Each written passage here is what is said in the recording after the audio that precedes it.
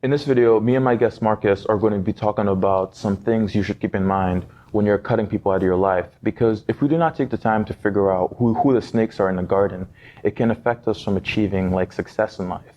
I hope you guys found a lot of value from this video, and I'll catch you to it.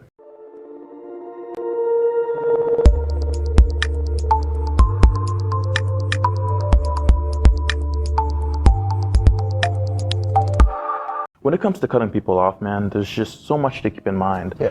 One thing is, if they make you feel negative all the time, it's time. Oh yeah, it definitely is.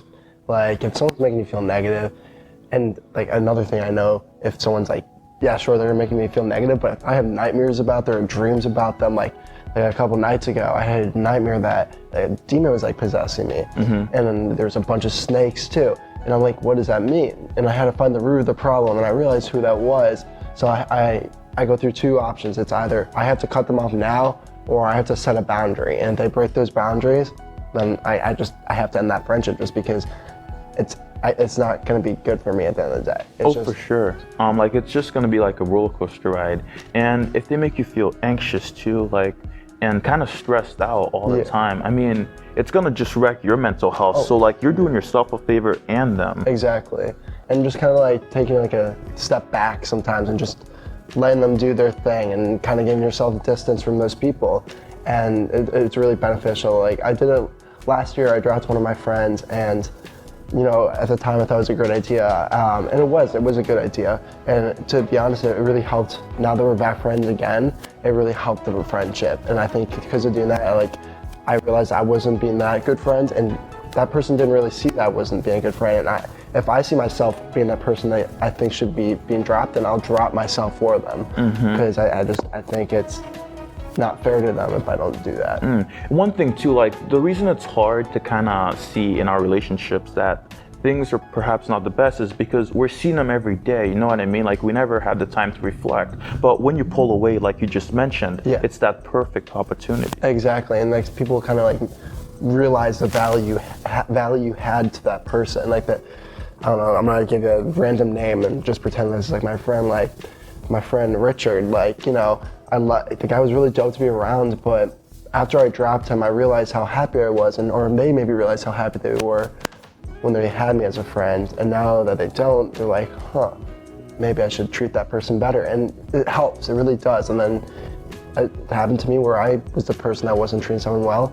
And after I did the dropping, but after I dropped them, I was like, damn, I need to kind of change that. So I changed that, and now I think I'm a much better place from that. And life's always, you're learning from everything. You learn from every mistake you make, and it's always a lesson at the end of the day. Very true.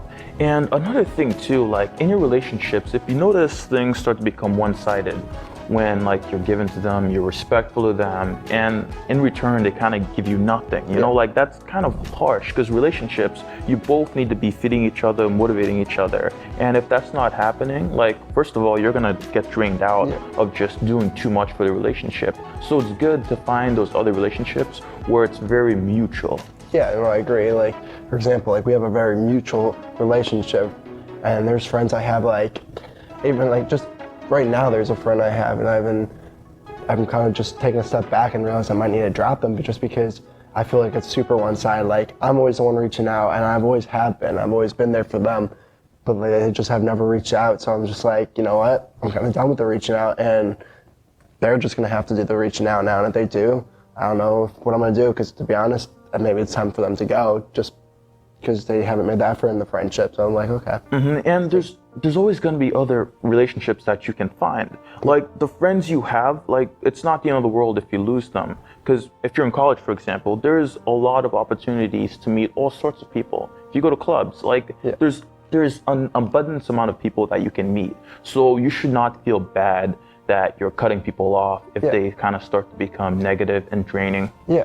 No, I agree. And if you close one door, you're always opening another door. And who knows, there could be, because last year, I closed one door, and it opened me a door to a bunch of new friends. And after doing that, I made all these friends. Now looking back onto it, it was great. I had a great time with those friends, but now those friends aren't so much as good friends as they used to be. But at the time, they really were. And like you really found a lot of value in that. When you close the door, you open another door, and that's what I've been trying to do too. Even with when I have friends, just not even closing the door, just kind of taking a step back and trying to go meet new people, make new friends, and not be so dependent on one person. This even goes like, even though this is more for relationships, when you're dating someone, like, you know, just having more than one friend and more than one person to be with is a really good like thing to do. So you're not relying on one person to make you happy. And I've done that where I've had like one person that I'm relying to make me happy, and I ended up being not happy. Yeah, that's tough. And when you're cutting people out of your life, you don't have to make it specifically clear, because you can just go on and start doing things in your life, like you mentioned, you know what I mean? Find new friends, start new hobbies. And as you're doing those things, like, you're not gonna have time for those old relationships per se. And those new hobbies and things that you're doing are gonna bring you to a different crowd of people. And they'll probably resonate with you much more than the people who are negative in your circle. No, I 100% agree. And like, now that's what I've been kind of doing. Like, I've just been kind of, like, right now it's like our roommates, I've been just hanging out with roommates a lot more because they're more enjoyable to be around than a lot of other people. So I'm like, okay, I'm happy with that. Like, there's other people I'd just rather not be around as much, and I'd rather be around the people that make me happy. And that's another thing I'm really trying to emphasize now on, is if someone doesn't make me happy, what's the point of being friends with them or be around them? Like, there's no point to be around someone that doesn't make you happy. And it's mainly, you know, it can be used for friendships, but can also be in relationships. If your girlfriend or wife isn't making you happy, then why stay in that relationship? That's just not gonna, it's always ends in a bad way. So just cut it off early. Yeah, sometimes it's good to know when to abandon the boat, because sometimes like people want to take the shortcut out of life, but there's gonna be situations where it's best for your mental health to just leave. Like, you do not have to give people an explanation every single time. Exactly. And like, there's also some people like that I've been friends for years. Of course I'd give them an explanation. I wouldn't just like kind of ghost them out of the air. Like one of my friends, I really appreciate what she does. When she, like, her name's Erin, and I'm fine telling her that name because I know she would be happy for me to say, it's like, when she realizes or sees herself kind of like being negative or any way, she just cuts herself off for everyone. Literally doesn't talk to anyone for sometimes months and just works on herself.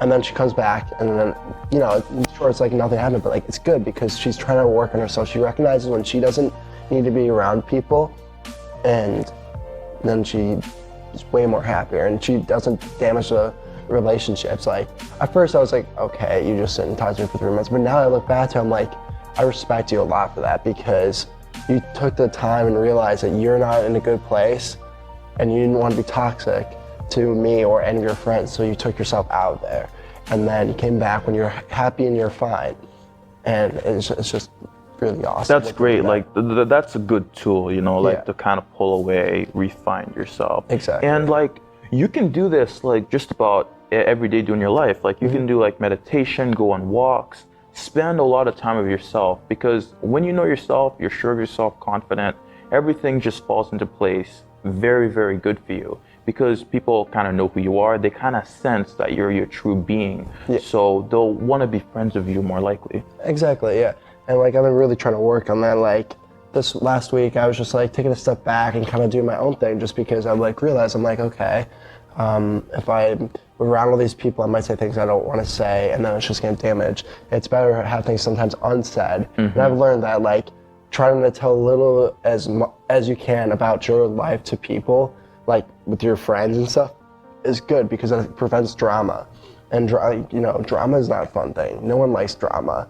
Drama is just always, like last year, there's so much drama at the end of the year or the end of the semester, and I was just like, I don't want to be a part of this anymore. So if there's drama, I just kind of pull myself out of the way. Yeah, that's great. And because in our relationships, the drama is what's going to really just drain us completely. Because it's all this gossip, and it just ruminates in our mind, and it's taking up so much space.